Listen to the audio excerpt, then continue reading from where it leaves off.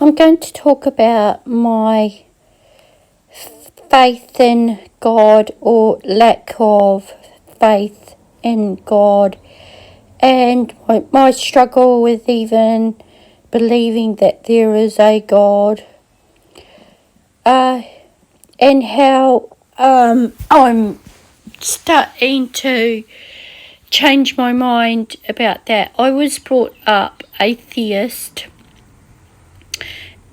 I had a very dysfunctional family, and I never had a father or a father figure, and I believe that's also played a big role in my denial of God or a God figure, or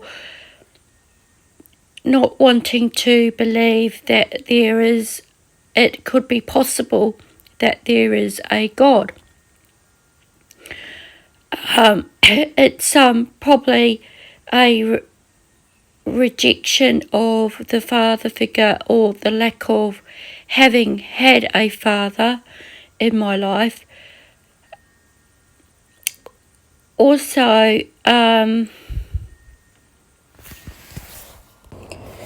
but I did watch a documentary on some scientists who apparently were trying to find the beginning of life, and through science they discovered that there was a creator, that everything is created, and that there has to be a creator. And these scientists were actually atheists, but after their experiments to find the creation of life on Earth, the beginning, the Big Bang, and all of that stuff, they came to the conclusion that there had to be a creator, that there was no doubt that there was a creator, there had to be a creator. And they're no longer atheists. They now believe in a creator, and I guess that is called God. And I think that half of me has always believed there is a God, because I've always been brainwashed to say, thank God,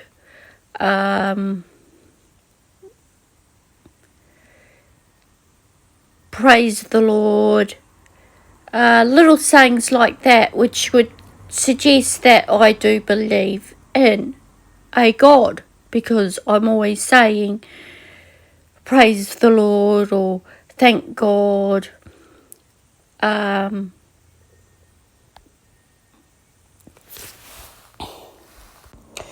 But my grandmother, who was European and white, Australian woman, she was atheist, and she brought me up to be atheist because I had no parents. I'd been through 8 foster homes.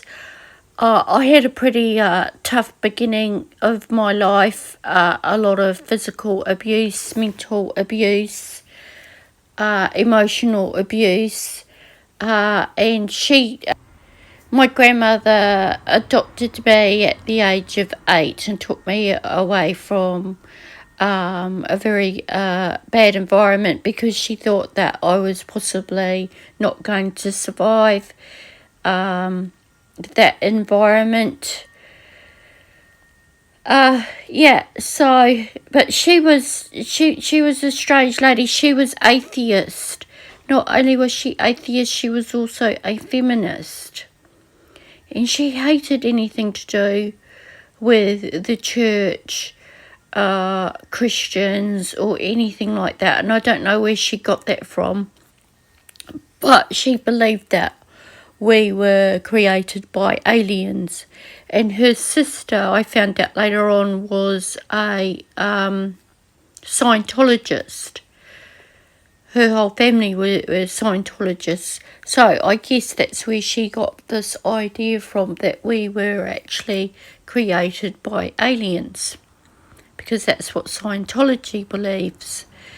And so when the door knockers would come to our door, I would take their pamphlets. The Jehovah's Witnesses would knock on our door, or other church-going people would knock on our door to tell us about Jesus or the Lord in the Bible. I immediately, as a child, assumed that they were bad, and I didn't like them, and I would take their pamphlets off them and rip them up in front of these people, which I do regret doing to this day. I just think that I was a very mixed up child.